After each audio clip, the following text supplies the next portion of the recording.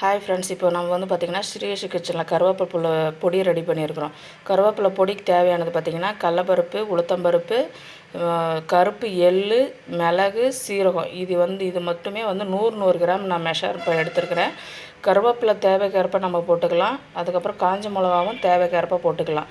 இது எல்லாமே நல்லா நான் பொன்னிறமாக வறுத்து எடுத்து ஆற வச்சுட்டு அப்புறமா மிக்சியில் கிரைண்ட் பண்ணி நான் வந்து இந்த மாதிரி கொரகொரப்பாக எடுத்து வச்சுருக்கிறேன்.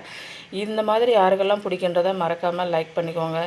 அடுத்த வீடியோ போடுறதுக்கு எனக்கு ஒரு மோட்டிவேஷனாக இருக்கும். சப்ஸ்கிரைப் பண்ணாதவங்க சப்ஸ்கிரைப் பண்ணிக்கோங்க.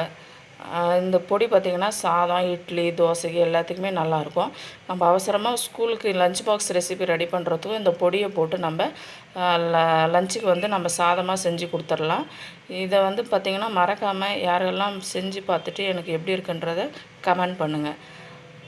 முதல்ல பார்க்குறீங்கன்னா சப்ஸ்கிரைப் பண்ணிக்கோங்க. தேங்க்யூ.